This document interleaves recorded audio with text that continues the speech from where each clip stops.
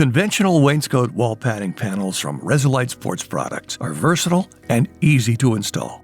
Here, we'll walk you through the steps to complete your installation. Before you begin the installation, gather the tools you'll need.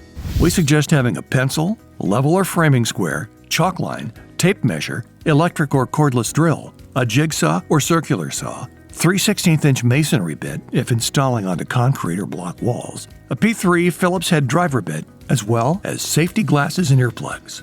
Other supplies you'll need include 1" by 3" by 8" furring strips to use as nailers to securely attach the panels, 2" coarse thread drywall screws or 1/4 by 2" Tapcon masonry screws to attach furring strips onto your wall surface, 4-penny 1" long finish nails, and number 10 by 1" flathead wood screws, 6 per panel.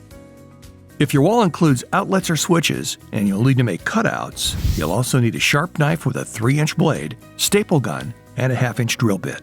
We recommend at least 2 people to complete the installation.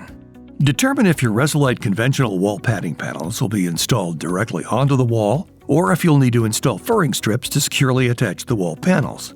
It is recommended that a high-quality construction adhesive be used behind each panel if installing directly onto a suitable wall surface. If installing onto drywall or studded walls, you should install the furring strips onto the wall surface before attaching the wall padding panels.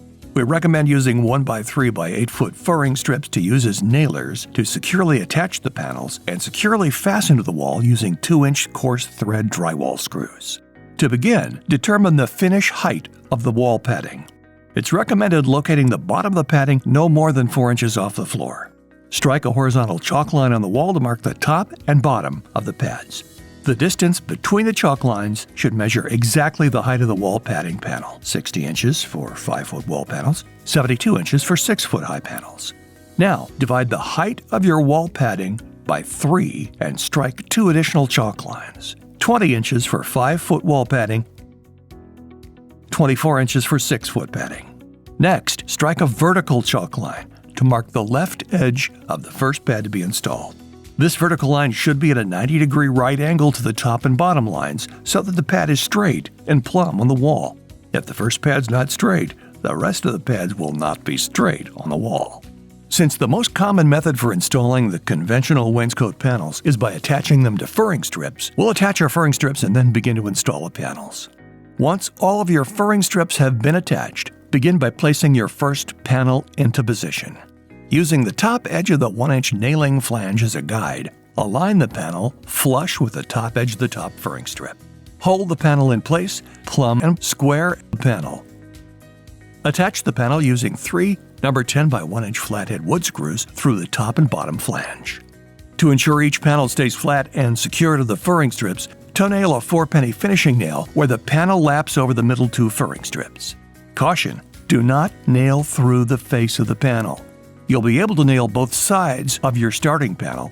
All other panels will be nailed and secured on one side only.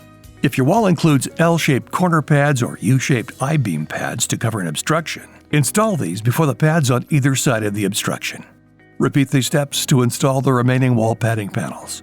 Make note of any panel that'll need to be removed to address a cutout. Your finished wall padding will look great and provide protection for years to come. Resolite, the mat company.